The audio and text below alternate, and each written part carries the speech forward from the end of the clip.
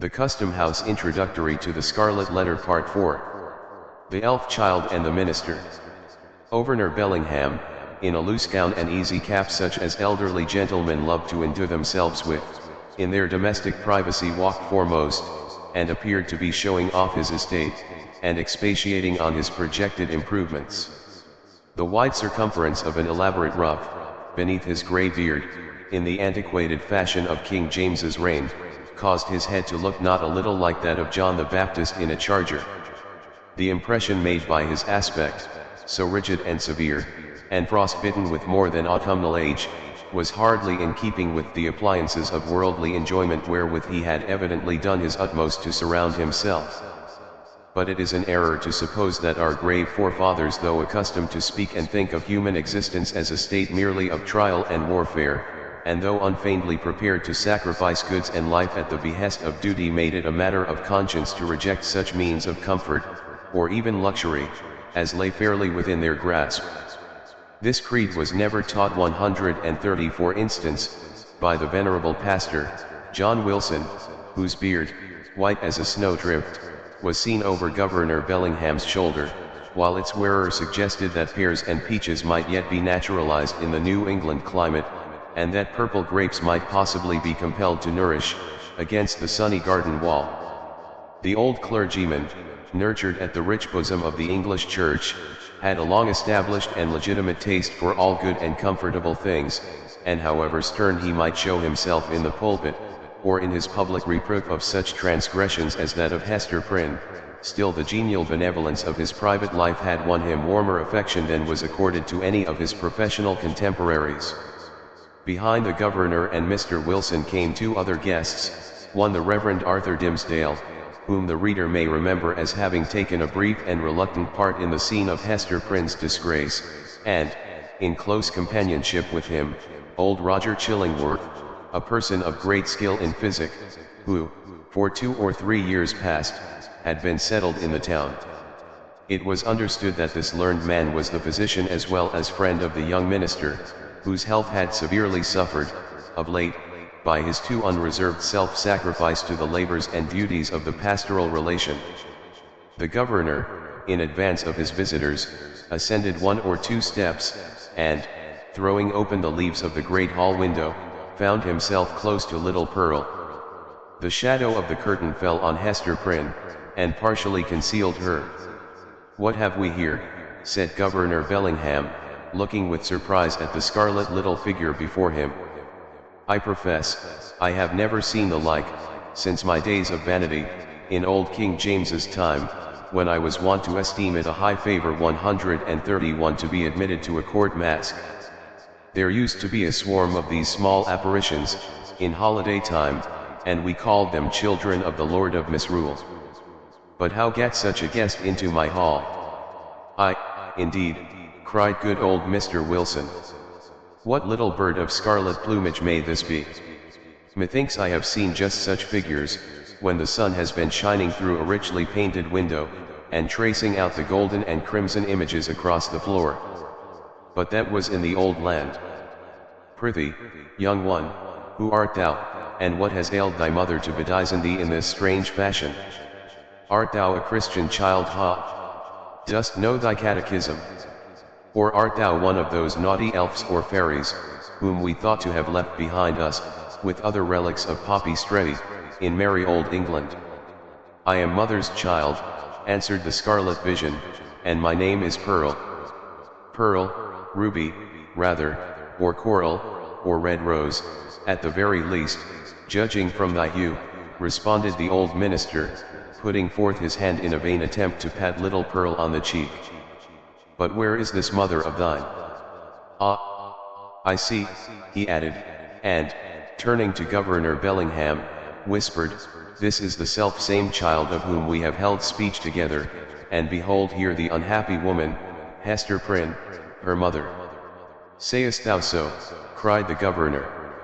"Nay, we might have judged that such a child's mother must needs be a scarlet woman, and a worthy type of her of Babylon. But she comes at a good time, and we will look into this matter forthwith." Governor Bellingham stepped through the window into the hall, followed by his 3 guests. 132. Hester Prynne, said he, fixing his naturally stern regard on the wearer of the scarlet letter, there hath been much question concerning thee, of late. The point hath been weightily discussed, whether we, that are of authority and influence, do well discharge our consciences by trusting an immortal soul, such as there is in yonder child, to the guidance of one who hath stumbled and fallen, amid the pitfalls of this world. Speak thou, the child's own mother. Were it not, thinkest thou, for thy little one's temporal and eternal welfare that she be taken out of thy charge, and clad soberly, and disciplined strictly, and instructed in the truths of heaven and earth? What canst thou do for the child, in this kind? I can teach my little Pearl what I have learned from this, answered Hester Prynne, laying her finger on the red token.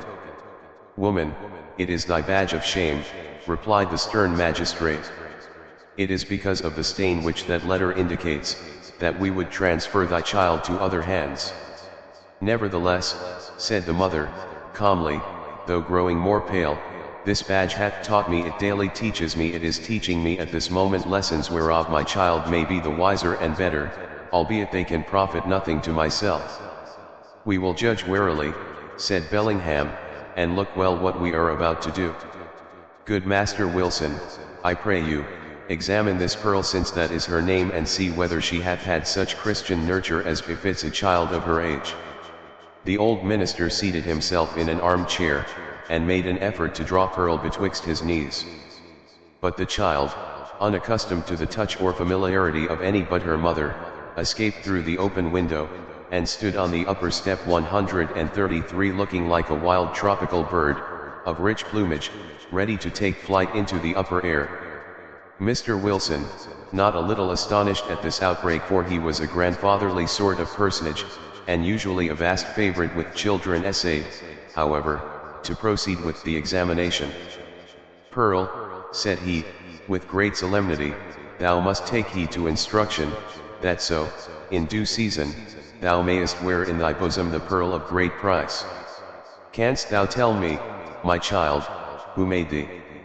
Now Pearl knew well enough who made her, for Hester Prynne, the daughter of a pious home, very soon after her talk with the child about her heavenly Father, had begun to inform her of those truths which the human spirit, at whatever stage of immaturity, imbibes with such eager interest. Pearl, therefore, so large were the attainments of her 3 years' lifetime, could have borne a fair examination in the New England Primer, or the first column of the Westminster Catechisms, although unacquainted with the outward form of either of those celebrated works. But that perversity which all children have more or less of, and of which little Pearl had a tenfold portion, now, at the most inopportune moment, took thorough possession of her, and closed her lips, or impelled her to speak words amiss. After putting her finger in her mouth, with many ungracious refusals to answer good Mr. Wilson's question, the child finally announced that she had not been made at all, but had been plucked by her mother off the bush of wild roses that grew by the prison door. This fantasy was probably suggested by the near proximity of the governor's red roses, as Pearl stood outside of the window, together with her recollection of the prison rosebush, which she had passed in coming hither. 134. Old Roger Chillingworth, with a smile on his face, whispered something in the young clergyman's ear. Hester Prynne looked at the man of skill, and even then, with her fate hanging in the balance, was startled to perceive what a change had come over his features, how much uglier they were, how his dark complexion seemed to have grown duskier, and his figure more misshapen since the days when she had familiarly known him. She met his eyes for an instant, but was immediately constrained to give all her attention to the scene now going forward. "This is awful," cried the governor, slowly recovering from the astonishment into which Pearl's response had thrown him. "Here is a child of 3 years old, and she cannot tell who made her. Without question, she is equally in the dark as to her soul, its present depravity, and future destiny. Methinks, gentlemen, we need inquire no further." Hester caught hold of Pearl, and drew her forcibly into her arms, confronting the old Puritan magistrate with almost a fierce expression. Alone in the world, cast off by it, and with this sole treasure to keep her heart alive, she felt that she possessed infeasible rights against the world, and was ready to defend them to the death. God gave me the child, cried she. He gave her in requital of all things else, which he had taken from me. She is my happiness, she is my torture, none the less. Pearl keeps me here in life. Pearl punishes me too. See ye not, she is the scarlet letter, only capable of being loved, and so endowed with a millionfold the power of retribution for my sin? Ye shall not take her. I will die first. My poor woman, said the not unkind old minister, the child shall be well cared for, far better than thou canst do it. 136. God gave her into my keeping, repeated Hester Prynne, raising her voice almost to a shriek. I will not give her up. And here, by a sudden impulse, she turned to the young 137 clergyman, Mr. Dimsdale, at whom, up to this moment, she had seemed hardly so much as once to direct her eyes. Speak thou for me, cried she. Thou wast my pastor, and hadst charge of my soul, and knowest me better than these men can. I will not lose the child. Speak for me. Thou knowest, for thou hast sympathies which these men lack, thou knowest what is in my heart, and what are a mother's rights, and how much the stronger they are, when that mother has but her child and the scarlet letter. Look thou to it. I will not lose the child. Look to it. At this wild and singular appeal, which indicated that Hester Prynne's situation had provoked her to little less than madness, the young minister at once came forward, pale, and holding his hand over his heart, as was his custom whenever his peculiarly nervous temperament was thrown into agitation. He looked now more careworn and emaciated than as we described him at the scene of Hester's public ignominy, and whether it were his failing health, or whatever the cause might be, his large dark eyes had a world of pain in their troubled and melancholy depth. There is truth in what she says, began the minister, with a voice sweet, tremulous, but powerful, insomuch that the hall re-echoed, and the hollow armor rang with it. Truth in what Hester says, and in the feeling which inspires her. God gave her the child, and gave her, too, an instinctive knowledge of its nature and requirements, both seemingly so peculiar, which no other mortal being can possess. And, moreover, is there not 138 a quality of awful sacredness in the relation between this mother and this child? How is that, good Master Dimsdale? Interrupted the governor. Make that plain, I pray you. It must be even so, resumed the minister.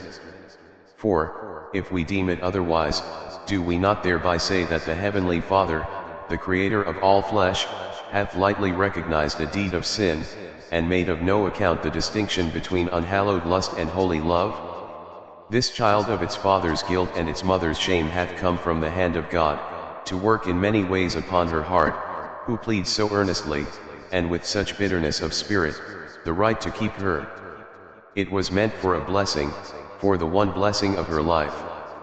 It was meant, doubtless, as the mother herself hath told us, for a retribution too, a torture to be felt at many an unthought of moment, a pang, a sting, an ever-recurring agony, in the midst of a troubled joy. Hath she not expressed this thought in the garb of the poor child, so forcibly reminding us of that red symbol which sears her bosom? Well said, again, cried good Mr. Wilson. I feared the woman had no better thought than to make a mountebank of her child. Oh, not so, continued Mr. Dimsdale. She recognizes, believe me, the solemn miracle which God hath wrought, in the existence of that child. And may she feel, too, what, methinks, is the very truth, that this boon was meant, above all things else, to keep the mother's soul alive, and to preserve her from blacker depths of sin into which Satan might else have sought to plunge her. Therefore it is good for this poor, sinful woman that she hath an infant immortality, a 139 being capable of eternal joy or sorrow, confided to her care, to be trained up by her to righteousness, to remind her, at every moment, of her fall, but yet to teach her, as it were by the Creator's sacred pledge, that, if she bring the child to heaven, the child also will bring its parent thither. Herein is the sinful mother happier than the sinful father. For Hester Prynne's sake, then, and no less for the poor child's sake, let us leave them as Providence hath seen fit to place them. You speak, my friend, with a strange earnestness, said old Roger Chillingworth, smiling at him. And there is a weighty import in what my young brother hath spoken, added the Reverend Mr. Wilson.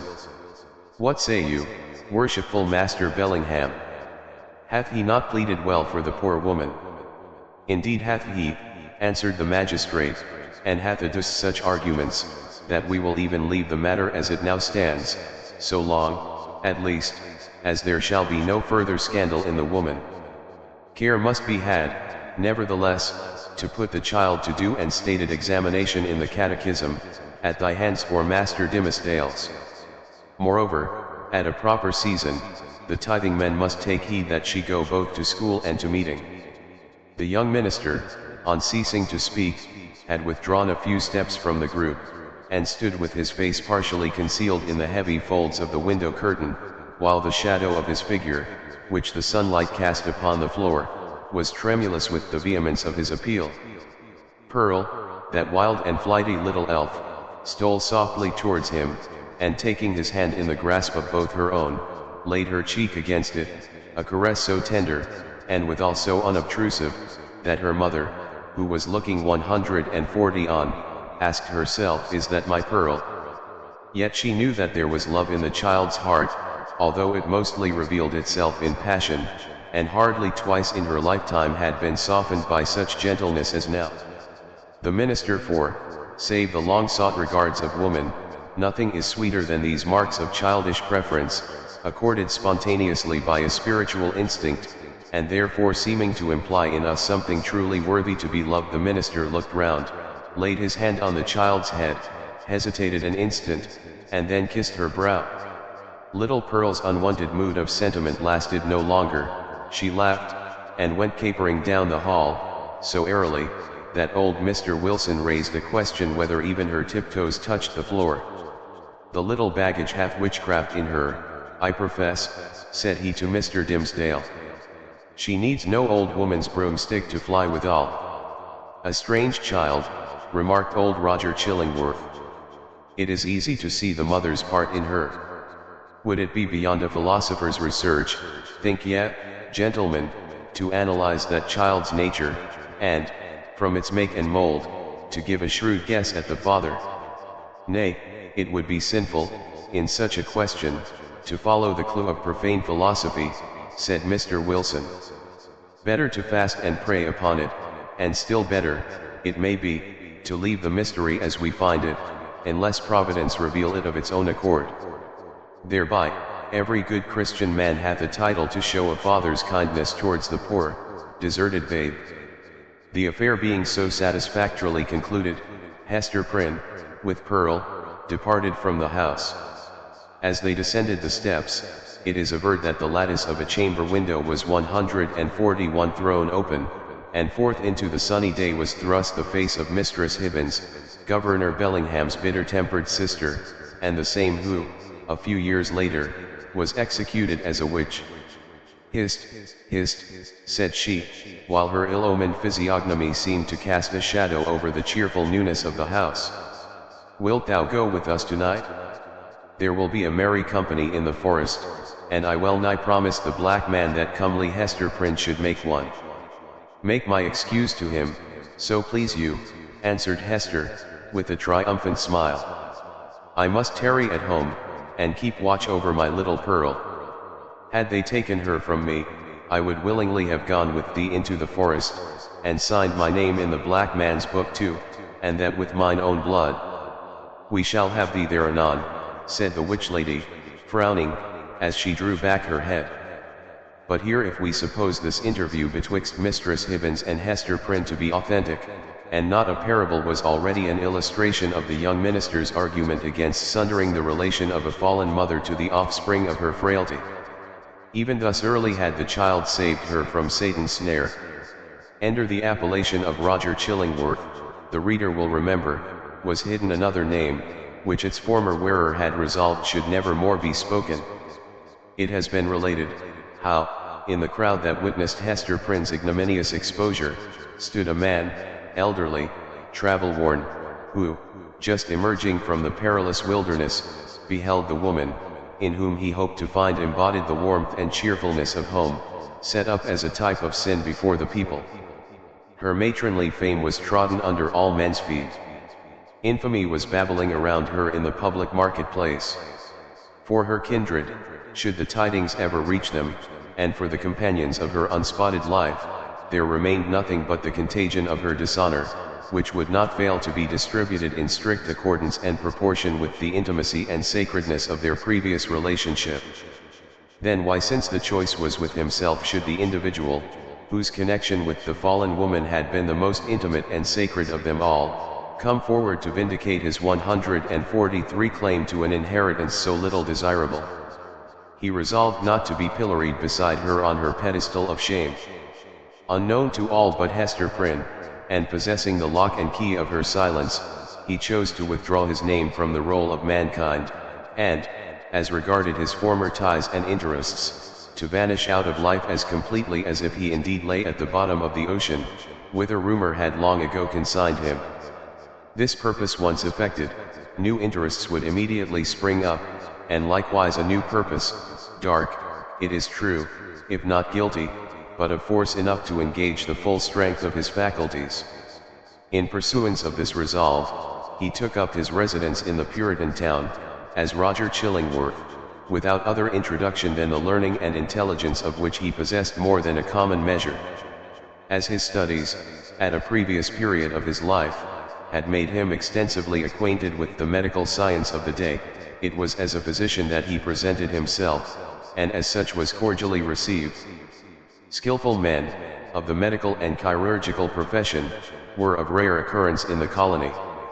They seldom, it would appear, partook of the religious zeal that brought other emigrants across the Atlantic. In their researches into the human frame, it may be that the higher and more subtle faculties of such men were materialized, and that they lost the spiritual view of existence amid the intricacies of that wondrous mechanism, which seemed to involve art enough to comprise all of life within itself.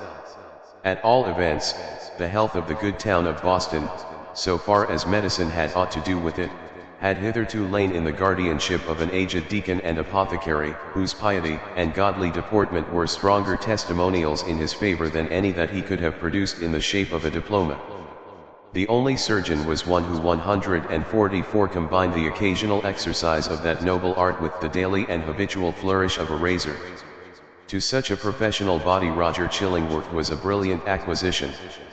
He soon manifested his familiarity with the ponderous and imposing machinery of antique physic, in which every remedy contained a multitude of far-fetched and heterogeneous ingredients, as elaborately compounded as if the proposed result had been the elixir of life. In his Indian captivity, moreover, he had gained much knowledge of the properties of native herbs and roots, nor did he conceal from his patients, that these simple medicines, nature's boon to the untutored savage, had quite as large a share of his own confidence as the European pharmacopoeia, which so many learned doctors had spent centuries in elaborating. This learned stranger was exemplary, as regarded, at least, the outward forms of a religious life, and, early after his arrival, had chosen for his spiritual guide the Reverend Mr. Dimmesdale. The young divine, whose scholar-like renown still lived in Oxford, was considered by his more fervent admirers as little less than a heaven-ordained apostle, destined, should he live and labor for the ordinary term of life, to do as great deeds for the now feeble New England Church, as the early fathers had achieved for the infancy of the Christian faith. About this period, however, the health of Mr. Dimmesdale had evidently begun to fail. By those best acquainted with his habits, the paleness of the young minister's cheek was accounted for by his too earnest devotion to study, his scrupulous fulfillment of parochial duty, and, more than all, by the fasts and vigils of which he made a frequent practice, in order to keep the grossness of this earthly state from clogging and obscuring his spiritual lamp. Some declared, that, if Mr. Dimmesdale were really going to die, it 145 was cause enough, that the world was not worthy to be any longer trodden by his feet. He himself, on the other hand, with characteristic humility, avowed his belief, that, if Providence should see fit to remove him, it would be because of his own unworthiness to perform its humblest mission here on earth. With all this difference of opinion as to the cause of his decline, there could be no question of the fact. His form grew emaciated, his voice, though still rich and sweet, had a certain melancholy prophecy of decay in it. He was often observed, on any slight alarm or other sudden accident, to put his hand over his heart, with first a flush and then a paleness, indicative of pain. Such was the young clergyman's condition, and so imminent the prospect that his dawning light would be extinguished, all untimely, when Roger Chillingworth made his advent to the town. His first entry on the scene, few people could tell whence, dropping down, as it were, out of the sky, or starting from the nether earth, had an aspect of mystery, which was easily heightened to the miraculous. He was now known to be a man of skill. It was observed that he gathered herbs, and the blossoms of wild flowers, and dug up roots, and plucked off twigs from the forest trees, like one acquainted with hidden virtues in what was valueless to common eyes. He was heard to speak of Sir Kenelm Digby, and other famous men whose scientific attainments were esteemed hardly less than supernatural as having been his correspondents or associates. Why, with such rank in the learned world, had he come hither? What could he, whose sphere was in great cities, be seeking in the wilderness? In answer to this query, a rumor gained ground and, however absurd, was entertained by some very sensible people that heaven had wrought an absolute miracle, by transporting an 146 eminent doctor of physic, from a German university, bodily through the air, and setting him down at the door of Mr. Dimmesdale's study. Individuals of wiser faith, indeed, who knew that heaven promotes its purposes without aiming at the stage effect of what is called miraculous interposition, were inclined to see a providential hand in Roger Chillingworth's so opportune arrival. This idea was countenanced by the strong interest which the physician ever manifested in the young clergyman. He attached himself to him as a parishioner, and sought to win a friendly regard and confidence from his naturally reserved sensibility. He expressed great alarm at his pastor's state of health, but was anxious to attempt the cure, and, if early undertaken, seemed not despondent of a favorable result. The elders, the deacons, the motherly dames, and the young and fair maidens, of Mr. Dimmesdale's flock, were alike importunate that he should make trial of the physician's frankly offered skill. Mr. Dimmesdale gently repelled their entreaties. "I need no medicine," said he. But how could the young minister say so, when, with every successive Sabbath, his cheek was paler and thinner, and his voice more tremulous than before, when it had now become a constant habit, rather than a casual gesture, to press his hand over his heart? Was he weary of his labors? Did he wish to die?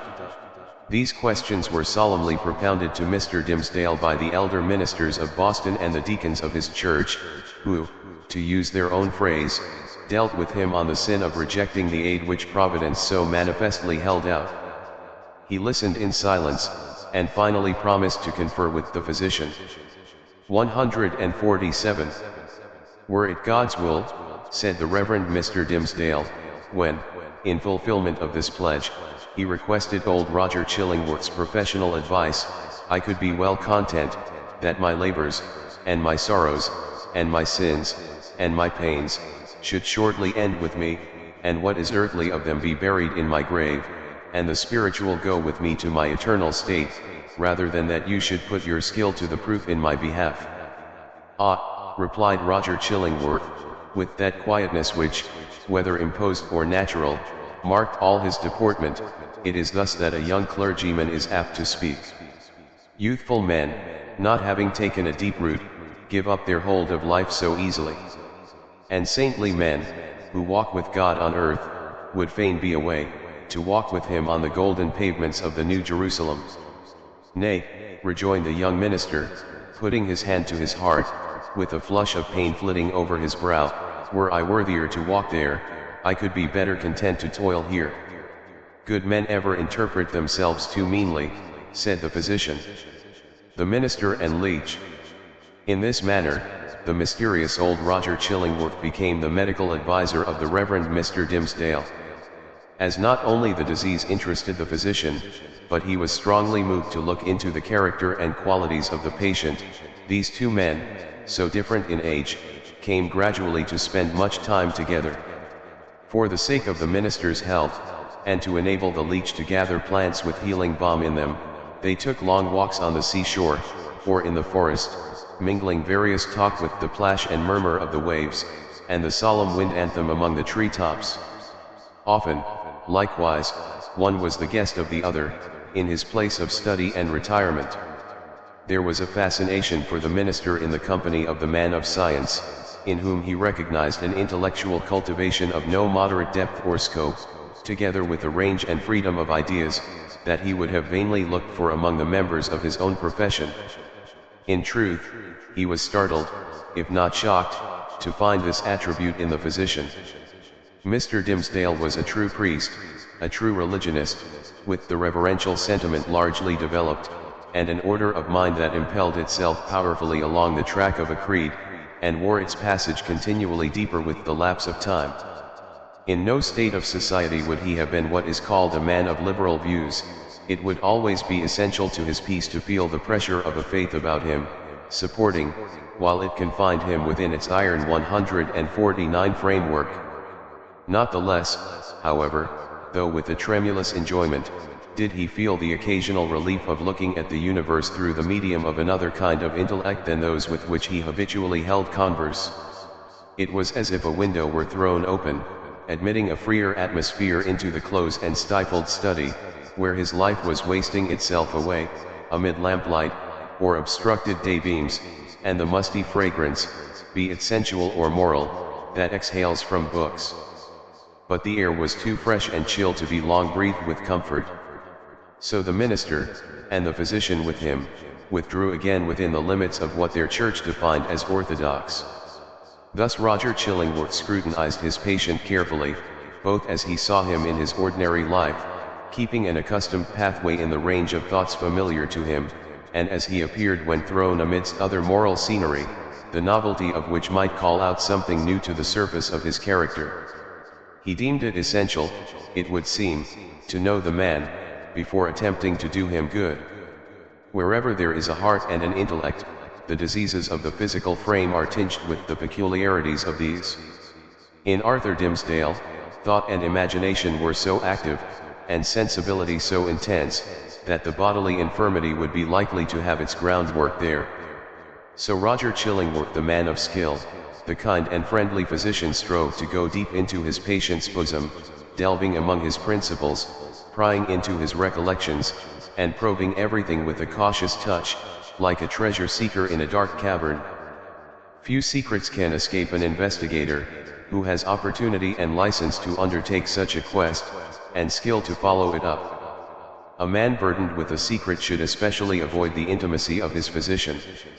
If the latter possess native 150 sagacity, and a nameless something more, let us call it intuition, if he show no intrusive egotism, nor disagreeably prominent characteristics of his own, if he have the power, which must be born with him, to bring his mind into such affinity with his patients, that this last shall unawares have spoken what he imagines himself only to have thought, if such revelations be received without tumult, and acknowledged not so often by an uttered sympathy as by silence, an inarticulate breath, and here and there a word, to indicate that all is understood, if to these qualifications of a confidant be joined the advantages afforded by his recognized character as a physician, then, at some inevitable moment, will the soul of the sufferer be dissolved, and flow forth in a dark, but transparent stream, bringing all its mysteries into the daylight. Roger Chillingworth possessed all, or most, of the attributes above enumerated. Nevertheless, time went on, a kind of intimacy, as we have said, grew up between these two cultivated minds, which had as wide a field as the whole sphere of human thought and study, to meet upon. They discussed every topic of ethics and religion, of public affairs and private character. They talked much, on both sides, of matters that seemed personal to themselves, and yet no secret, such as the physician fancied must exist there, ever stole out of the minister's consciousness into his companion's ear. The latter had his suspicions, indeed, that even the nature of Mr. Dimmesdale's bodily disease had never fairly been revealed to him. It was a strange reserve. After a time, at a hint from Roger Chillingworth, the friends of Mr. Dimmesdale effected an arrangement by which the two were lodged in the same house, so that every ebb and flow of the minister's life-tide might pass under the eye of his anxious 151 and attached physician. There was much joy throughout the town, when this greatly desirable object was attained. It was held to be the best possible measure for the young clergyman's welfare, unless, indeed, as often urged by such as felt authorized to do so, he had selected some one of the many blooming damsels, spiritually devoted to him, to become his devoted wife. This latter step, however, there was no present prospect that Arthur Dimmesdale would be prevailed upon to take. He rejected all suggestions of the kind, as if priestly celibacy were one of his articles of church discipline. Doomed by his own choice, therefore, as Mr. Dimmesdale so evidently was, to eat his unsavory morsel always at another's board, and endure the lifelong chill which must be his lot who seeks to warm himself only at another's fireside, it truly seemed that this sagacious, experienced, benevolent old physician, with his concord of paternal and reverential love for the young pastor, was the very man, of all mankind, to be constantly within reach of his voice. The new abode of the two friends was with a pious widow, of good social rank, who dwelt in a house covering pretty nearly the site on which the venerable structure of King's Chapel has since been built. It had the graveyard, originally Isaac Johnson's home field, on one side, and so was well adapted to call up serious reflections, suited to their respective employments, in both minister and man of physic. The motherly care of the good widow assigned to Mr. Dimmesdale a front apartment, with a sunny exposure, and heavy window curtains, to create a noontide shadow, when desirable. The walls were hung round with tapestry, said to be from the Gobelin looms, and, at all events, representing the scriptural story of David and Bathsheba, and Nathan the prophet, in colors still unfaded, but which made the 152 fair woman of the scene almost as grimly picturesque as the woe-denouncing seer. Here the pale clergyman piled up his library, rich with parchment-bound folios of the Fathers, and the lore of rabbis, and monkeyish erudition, of which the Protestant divines, even while they vilified and decried that class of writers, were yet constrained often to avail themselves. On the other side of the house old Roger Chillingworth arranged his study and laboratory, not such as a modern man of science would reckon even tolerably complete, but provided with a distilling apparatus, and the means of compounding drugs and chemicals, which the practiced alchemist knew well how to turn to purpose. With such commodiousness of situation, these two learned persons sat themselves down, each in his own domain, yet familiarly passing from one apartment to the other, and bestowing a mutual and not incurious inspection into one another's business. And the Reverend Arthur Dimmesdale's best discerning friends, as we have intimated, very reasonably imagined that the hand of Providence had done all this, for the purpose besought in so many public, and domestic, and secret prayers of restoring the young minister to health. But it must now be said another portion of the community had latterly begun to take its own view of the relation betwixt Mr. Dimmesdale and the mysterious old physician. When an uninstructed multitude attempts to see with its eyes, it is exceedingly apt to be deceived. When, however, it forms its judgment, as it usually does, on the intuitions of its great and warm heart, the conclusions thus attained are often so profound and so unerring, as to possess the character of truth supernaturally revealed. The people, in the case of which we speak, could justify its prejudice against Roger Chillingworth by no fact or argument worthy of serious refutation. 153 There was an aged handicraftsman, it is true, who had been a citizen of London at the period of Sir Thomas Overbury's murder, now some 30 years agone. He testified to having seen the physician, under some other name, which the narrator of the story had now forgotten, in company with Dr. Foreman, the famous old conjurer, who was implicated in the affair of Overbury. 2 or 3 individuals hinted that the man of skill, during his Indian captivity, had enlarged his medical attainments by joining in the incantations of the savage priests, who were universally acknowledged to be powerful enchanters, often performing seemingly miraculous cures by their skill in the black art. A large number and many of these were persons of such sober sense and practical observation that their opinions would have been valuable. In other matters affirmed that Roger Chillingworth's aspect had undergone a remarkable change while he had dwelt in town, and especially since his abode with Mr. Dimmesdale. At first, his expression had been calm, meditative, scholar-like. Now, there was something ugly and evil in his face, which they had not previously noticed, and which grew still the more obvious to sight, the oftener they looked upon him. According to the vulgar idea, the fire in his laboratory had been brought from the lower regions, and was fed with infernal fuel, and so, as might be expected, his visage was getting sooty with the smoke. To sum up the matter, it grew to be a widely diffused opinion, that the Reverend Arthur Dimmesdale, like many other personages of especial sanctity, in all ages of the Christian world, was haunted either by Satan himself, or Satan's emissary, in the guise of old Roger Chillingworth.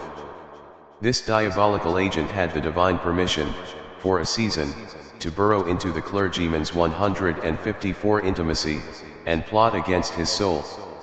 No sensible man, it was confessed, could doubt on which side the victory would turn. The people looked, with an unshaken hope, to see the minister come forth out of the conflict, transfigured with the glory which he would unquestionably win. Meanwhile, nevertheless, it was sad to think of the perchance mortal agony through which he must struggle towards his triumph. Alas! To judge from the gloom and terror in the depths of the poor minister's eyes, the battle was a sore one and the victory anything but secure. L.D. Roger Chillingworth, throughout life, had been calm in temperament, kindly, though not of warm affections, but ever, and in all his relations with the world, a pure and upright man. He had begun an investigation, as he imagined, with the severe and equal integrity of a judge, desirous only of truth, even as if the question involved no more than the air-drawn lines and figures of a geometrical problem, instead of human passions, and wrongs inflicted on himself. But, as he proceeded, a terrible fascination, a kind of fierce, though still calm, necessity, seized the old man within its gripe, and never set him free again, until he had done all its bidding. He now dug into the poor clergyman's heart, like a miner searching for gold, or, rather, like a sexton delving into a grave, possibly in quest of a jewel that had been buried on the dead man's bosom, but likely to find nothing save mortality and corruption. Alas for his own soul, if these were what he sought. 156. Sometimes, a light glimmered out of the physician's eyes, burning blue and ominous, like the reflection of a furnace, or, let us say, like one of those gleams of ghastly fire that darted from Bunyan's awful doorway in the hillside, and quivered on the pilgrim's face. The soil where this dark miner was working had perchance shown indications that encouraged him. This man, said he, at one such moment, to himself, pure as they deem him, all spiritual as he seems, hath inherited a strong animal nature from his father or his mother. Let us dig a little further in the direction of this vein. Then, after long search into the minister's dim interior, and turning over many precious materials, in the shape of high aspirations for the welfare of his race, warm love of souls, pure sentiments, natural piety, strengthened by thought and study, and illuminated by revelation, all of which invaluable gold was perhaps no better than rubbish to the seeker, he would turn back, discouraged, and begin his quest towards another point. He groped along as stealthily, with as cautious a tread, and as wary an outlook, as a thief entering a chamber where a man lies only half asleep, or, it may be, broad awake with purpose to steal the very treasure which this man guards as the apple of his eye. In spite of his premeditated carefulness, the floor would now and then creak, his garments would rustle, the shadow of his presence, in a forbidden proximity, would be thrown across his victim. In other words, Mr. Dimmesdale, whose sensibility of nerve often produced the effect of spiritual intuition, would become vaguely aware that something inimical to his peace had thrust itself into relation with him. But old Roger Chillingworth, too, had perceptions that were almost intuitive, and when the minister threw his startled eyes towards him, there 157 the physician sat, his kind, watchful, sympathizing, but never intrusive friend. Yet Mr. Dimmesdale would perhaps have seen this individual's character more perfectly, if a certain morbidness, to which sick hearts are liable, had not rendered him suspicious of all mankind. Trusting no man as his friend, he could not recognize his enemy when the latter actually appeared. He therefore still kept up a familiar intercourse with him, daily receiving the old physician in his study, or visiting the laboratory, and, for recreation's sake, watching the processes by which weeds were converted into drugs of potency. One day, leaning his forehead on his hand, and his elbow on the sill of the open window, that looked towards the graveyard, he talked with Roger Chillingworth, while the old man was examining a bundle of unsightly plants. "Where," asked he, with a look askance at them, for it was the clergyman's peculiarity that he seldom, nowadays, looked straight forth at any object, whether human or inanimate, "where, my kind doctor, did you gather those herbs, with such a dark, flabby leaf?" "Even in the graveyard here at hand," answered the physician, continuing his employment. "They are new to me. I found them growing on a grave, which bore no tombstone, nor other memorial of the dead man, save these ugly weeds, that have taken upon themselves to keep him in remembrance. They grew out of his heart, and typify, it may be, some hideous secret that was buried with him, and which he had done better to confess during his lifetime." "Perchance," said Mr. Dimmesdale, "he earnestly desired it, but could not." 158. "And wherefore?" rejoined the physician. "Wherefore not, since all the powers of nature call so earnestly for the confession of sin, that these black weeds have sprung up out of a buried heart, to make manifest an unspoken crime." "That, good sir, is but a fantasy of yours," replied the minister.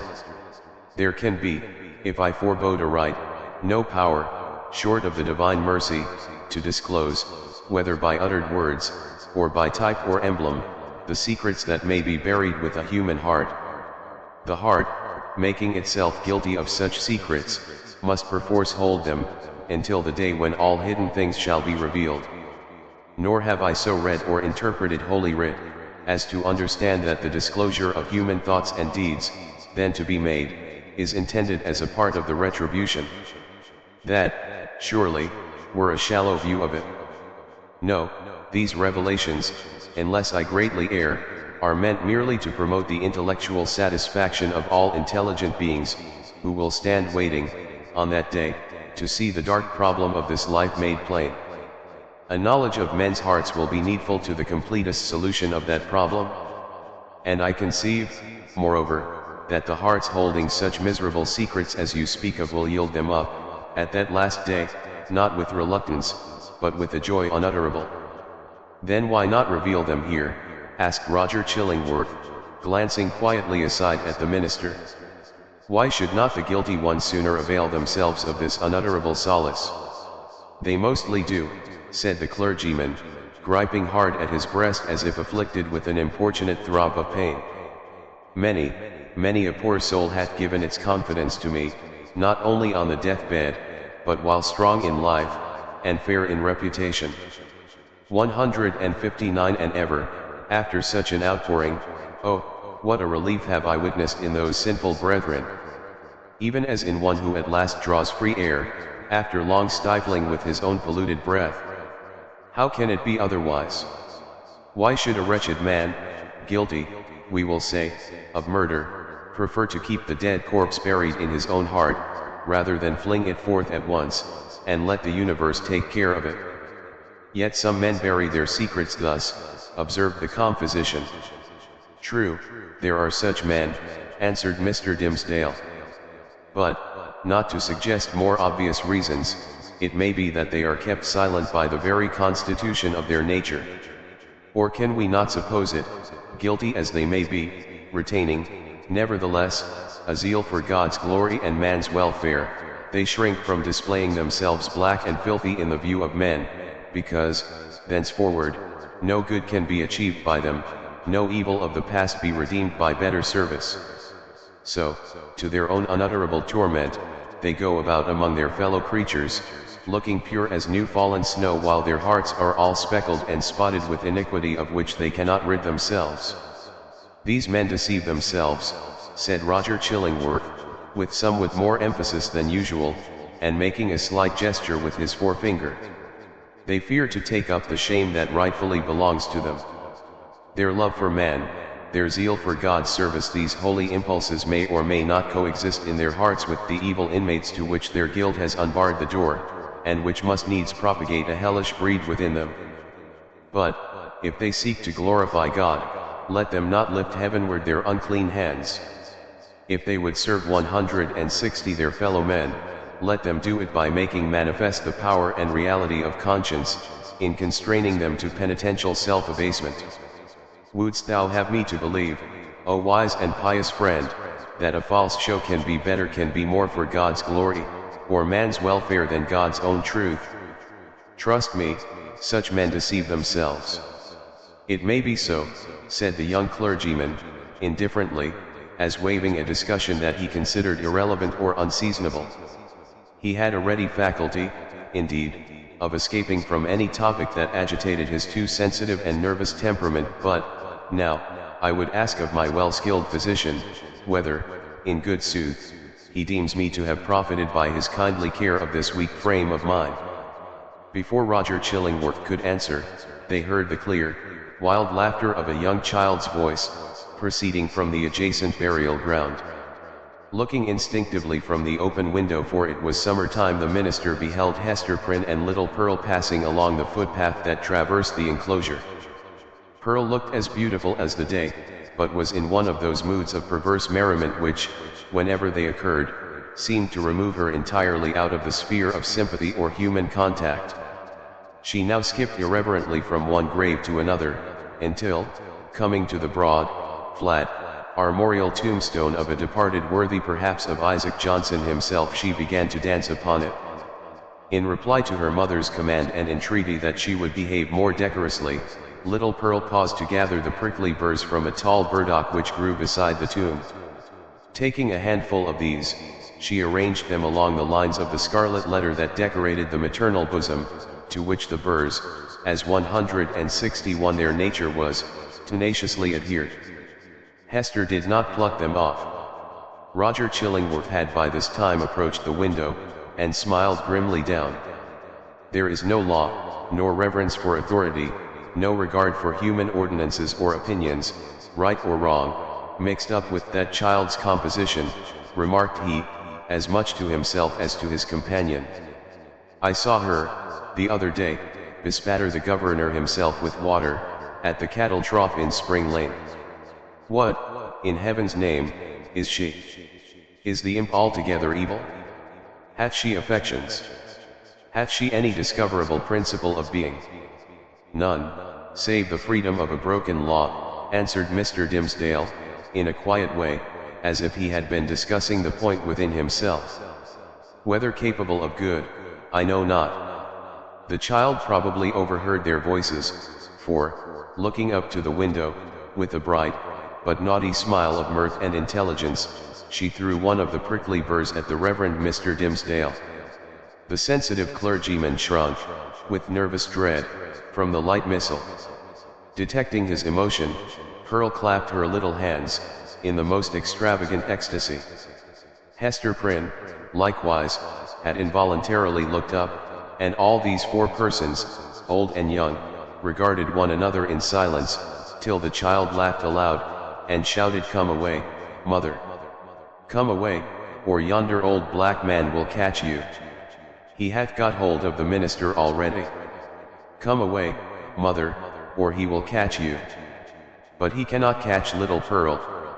So she drew her mother away, skipping, dancing, and frisking fantastically, among the hillocks of the dead people, like a creature 162 that had nothing in common with the bygone and buried generation, nor owned herself akin to it. It was as if she had been made afresh, out of new elements, and must perforce be permitted to live her own life, and be a law unto herself, without her eccentricities being reckoned to her for a crime. "There goes a woman," resumed Roger Chillingworth, after a pause, "who, be her demerits what they may, hath none of that mystery of hidden sinfulness which you deem so grievous to be borne. Is Hester Prynne the less miserable, think you, for that scarlet letter on her breast?" "I do verily believe it," answered the clergyman. "Nevertheless, I cannot answer for her. There was a look of pain in her face, which I would gladly have been spared the sight of. But still, methinks, it must needs be better for the sufferer to be free to show his pain, as this poor woman Hester is, than to cover it all up in his heart." There was another pause, and the physician began anew to examine and arrange the plants which he had gathered. "You inquired of me, a little time agone," said he, at length, "my judgment as touching your health." "I did," answered the clergyman, "and would gladly learn it." "Speak frankly, I pray you, be it for life or death." "Freely, then, and plainly," said the physician, still busy with his plants, but keeping a wary eye on Mr. Dimmesdale. "The disorder is a strange one, not so much in itself, nor as outwardly manifested in so far, at least, as the symptoms have been laid open to my observation. Looking daily at you, my good sir, and watching the tokens of your aspect, now for months gone by, I should deem you a man sore sick, it may be, yet not so sick but that an instructed and watchful physician 163 might well hope to cure you. But I know not what to say. The disease is what I seem to know, yet know it not." "You speak in riddles, learned sir," said the pale minister, glancing aside out of the window. "Then, to speak more plainly," continued the physician, "and I crave pardon, sir, should it seem to require pardon for this needful plainness of my speech. Let me ask as your friend, as one having charge, under Providence, of your life and physical well-being, hath all the operation of this disorder been fairly laid open and recounted to me?" "How can you question it?" asked the minister. "Surely, it were child's play, to call in a physician, and then hide the sore." "You would tell me, then, that I know all," said Roger Chillingworth, deliberately, and fixing an eye, bright with intense and concentrated intelligence, on the minister's face. "Be it so. But, again, he to whom only the outward and physical evil is laid open, know it, oftentimes, but half the evil which he is called upon to cure. A bodily disease, which we look upon as whole and entire within itself, may, after all, be but a symptom of some ailment in the spiritual part.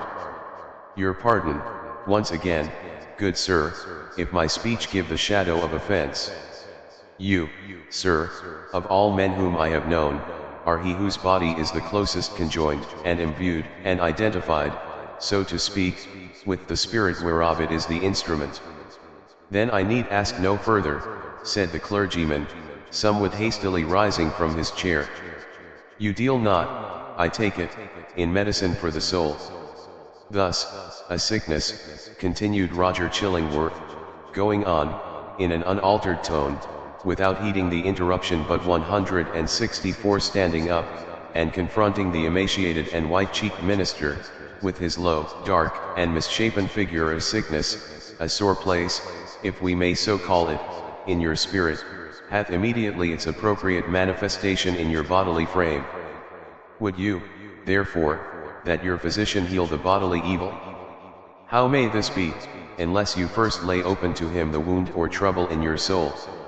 "No, not to thee, not to an earthly physician," cried Mr. Dimmesdale, passionately, and turning his eyes, full and bright, and with a kind of fierceness, on old Roger Chillingworth. "Not to thee. But if it be the soul's disease, then do I commit myself to the one physician of the soul. He, if it stand with his good pleasure, can cure, or he can kill. Let him do with me as, in his justice and wisdom, he shall see good. But who art thou, that meddlest in this matter, that dares thrust himself between the sufferer and his God? With a frantic gesture he rushed out of the room. It is as well to have made this step, said Roger Chillingworth to himself, looking after the minister with a grave smile. There is nothing lost. We shall be friends again anon. But see, now, how passion takes hold upon this man, and hurrieth him out of himself. As with one passion, so with another. He hath done a wild thing ere now, this pious Master Dimmesdale, in the hot passion of his heart. The leech and his patient.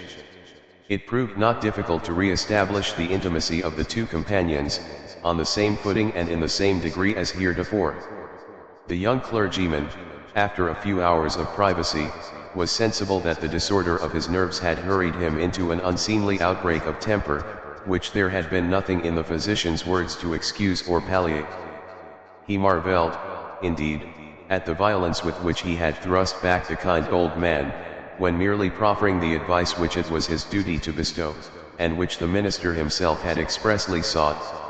With these remorseful feelings, he lost no time in making the amplest apologies, and besought his friend still to continue the care, which, if not successful in restoring him to health, had, in all probability, been the means of prolonging his feeble existence to that hour. Roger Chillingworth readily assented, and went on with his medical supervision of the minister, doing his best for him, in all good faith, but always quitting the patient's apartment, at the close of a professional interview, with a mysterious and puzzled smile upon his lips.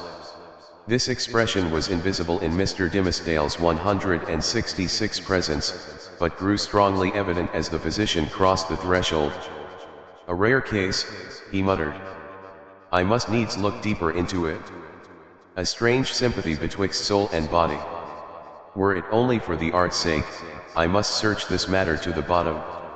It came to pass, not long after the scene above recorded, that the Reverend Mr. Dimmesdale, at noonday, and entirely unawares, fell into a deep slumber, sitting in his chair, with a large black-letter volume open before him on the table.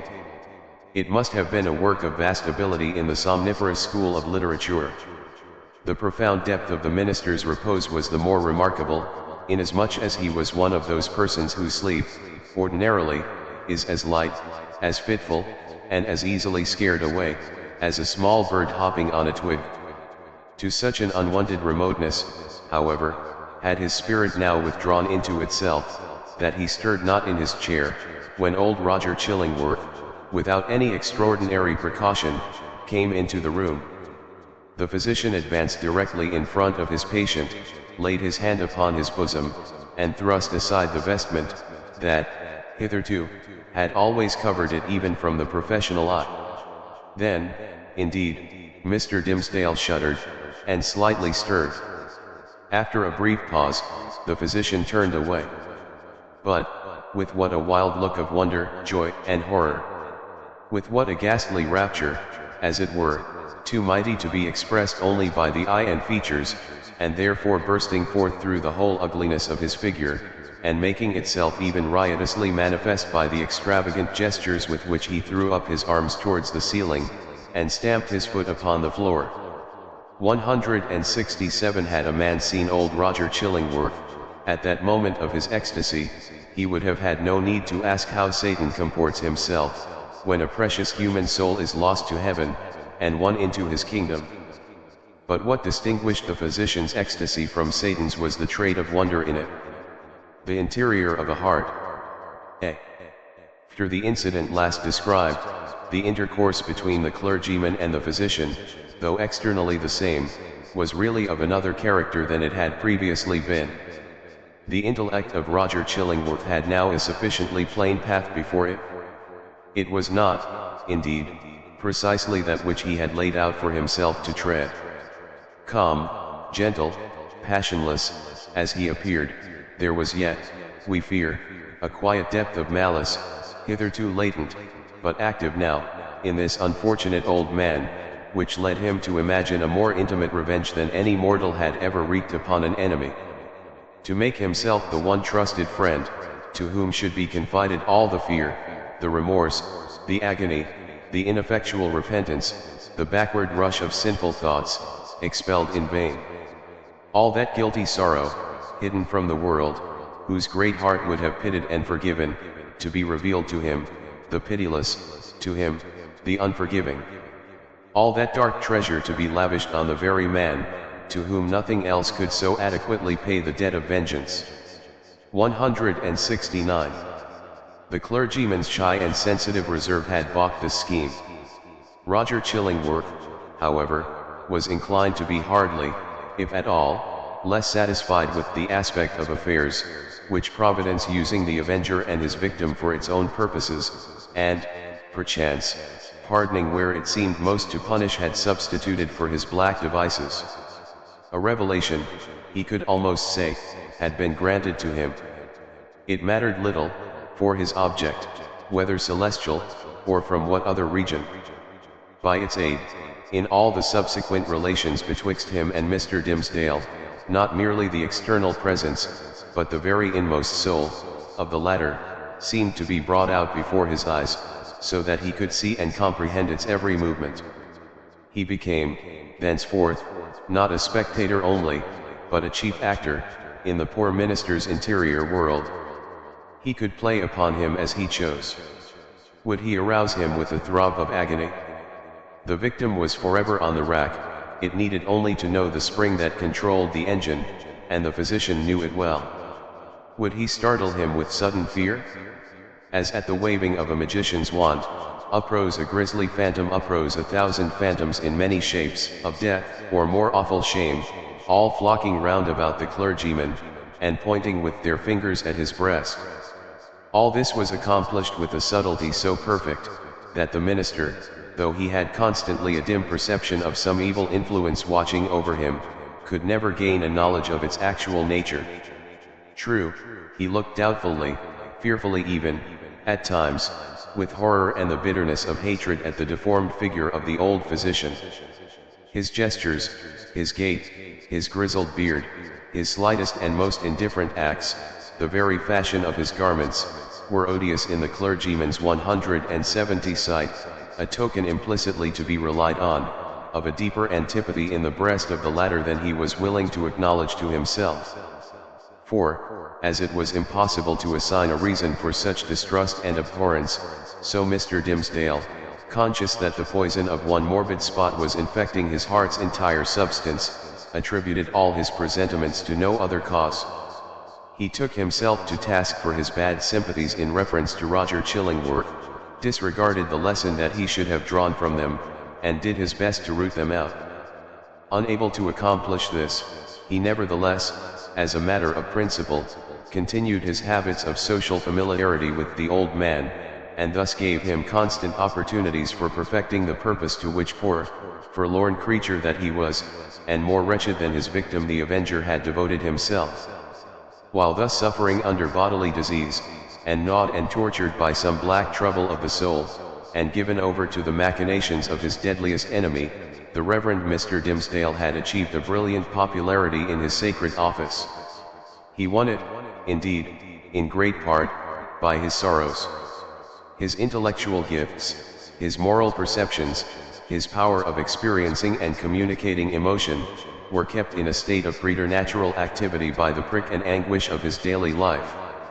His fame, though still on its upward slope, already overshadowed the sober reputations of his fellow clergymen, eminent as several of them were. There were scholars among them, who had spent more years in acquiring abstruse lore, connected with the divine profession, than Mr. Dimmesdale had lived, and who might well, therefore, be more profoundly versed in such solid and valuable attainments than their youthful brother. There were men, too, of a sturdier texture of mind than his, and 171 endowed with a far greater share of shrewd, hard, iron, or granite understanding, which, duly mingled with a fair proportion of doctrinal ingredient, constitutes a highly respectable, efficacious, and unamiable variety of the clerical species. There were others, again, true saintly fathers, whose faculties had been elaborated by weary toil among their books, and by patient thought, and etherealized, moreover, by spiritual communications with the better world, into which their purity of life had almost introduced these holy personages, with their garments of mortality still clinging to them. All that they lacked was the gift that descended upon the chosen disciples at Pentecost, in tongues of flame, symbolizing, it would seem, not the power of speech in foreign and unknown languages, but that of addressing the whole human brotherhood in the heart's native language. These fathers, otherwise so apostolic, lacked heaven's last and rarest attestation of their office, the tongue of flame. They would have vainly sought had they ever dreamed of seeking to express the highest truths through the humblest medium of familiar words and images. Their voices came down, afar, and 172 indistinctly, from the upper heights where they habitually dwelt. Not improbably, it was to this latter class of men that Mr. Dimmesdale, by many of his traits of character, naturally belonged. To the high mountain peaks of faith and sanctity he would have climbed, had not the tendency been thwarted by the burden, whatever it might be, of crime or anguish, beneath which it was his doom to totter. It kept him down, on a level with the lowest, him, the man of ethereal attributes, whose voice the angels might else have listened to and answered. But this very burden it was, that gave him sympathy so intimate with the sinful brotherhood of mankind, so that his heart vibrated in unison with theirs, and received their pain into itself, and sent its own throb of pain through 1,000 other hearts, in gushes of sad, persuasive eloquence. Oftenest persuasive, but sometimes terrible. The people knew not the power that moved them thus. They deemed the young clergyman a miracle of holiness. They fancied him the mouthpiece of heaven's messages of wisdom, and rebuke, and love. In their eyes, the very ground on which he trod was sanctified.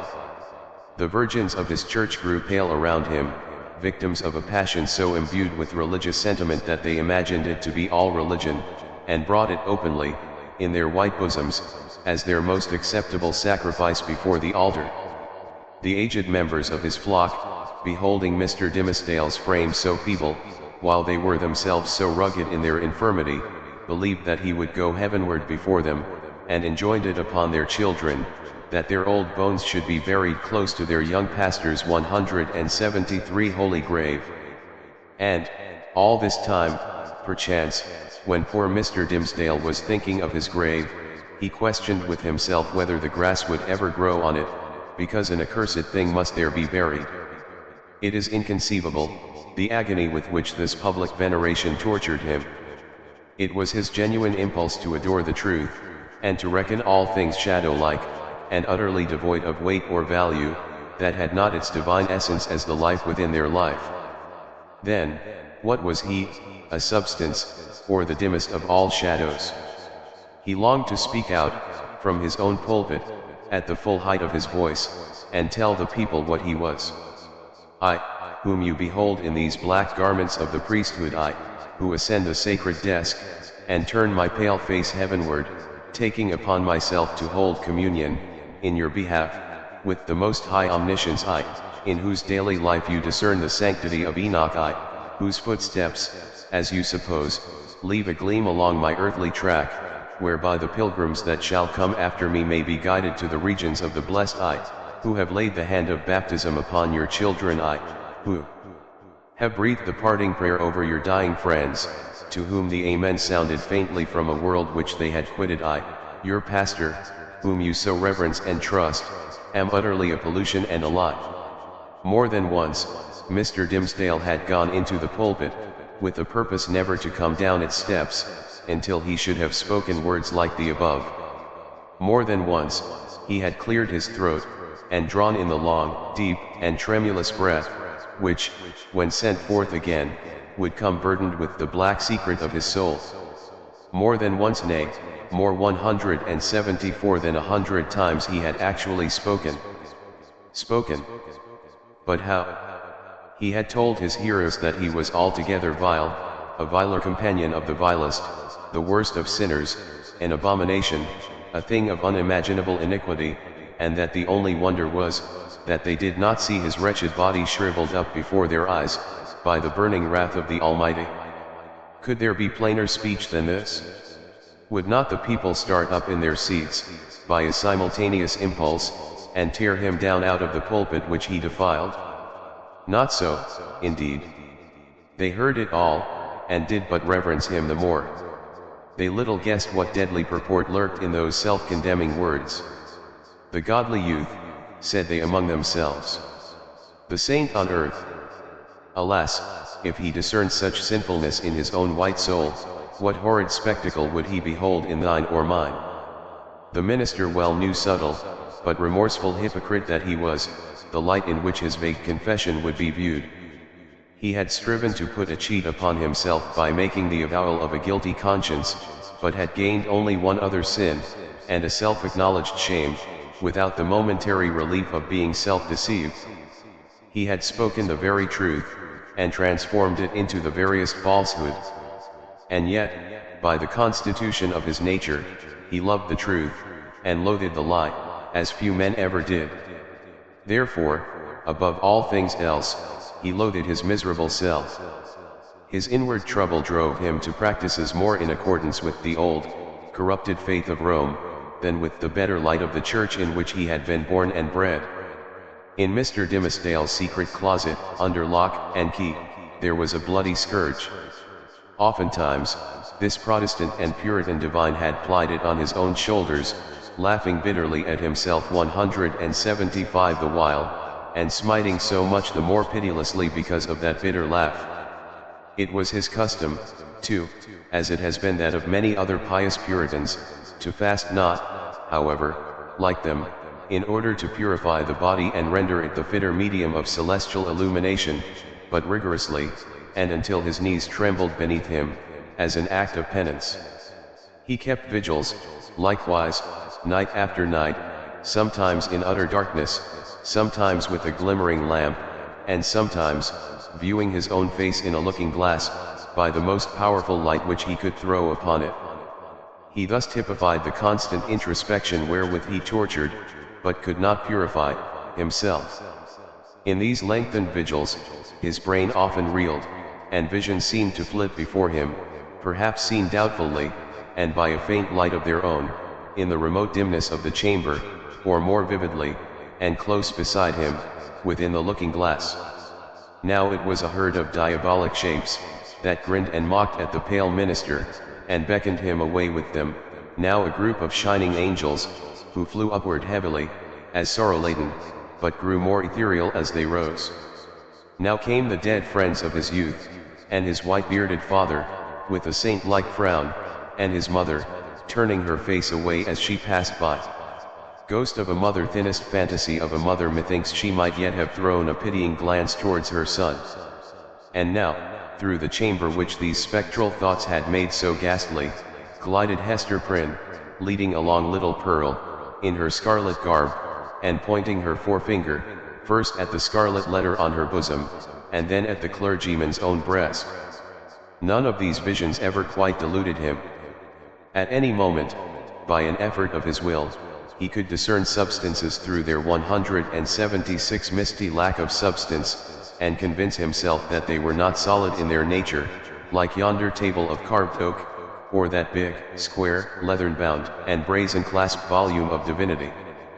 But, for all that, they were, in one sense, the truest and most substantial things which the poor minister now dealt with.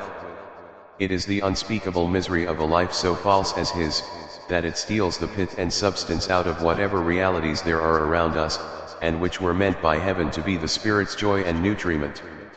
To the untrue man, the whole universe is false, it is impalpable, it shrinks to nothing within his grasp. And he himself, in so far as he shows himself in a false light, becomes a shadow, or, indeed, ceases to exist. The only truth that continued to give Mr. Dimsdale a real existence on this earth, was the anguish in his inmost soul, and the undissembled expression of it in his aspect. Had he once found power to smile, and wear a face of gaiety, there would have been no such man. On one of those ugly nights, which we have faintly hinted at, but forborne to picture forth, the minister started from his chair. A new thought had struck him. There might be a moment's peace in it. attiring himself with as much care as if it had been for public worship, and precisely in the same manner, he stole softly down the staircase, undid the door, and issued forth,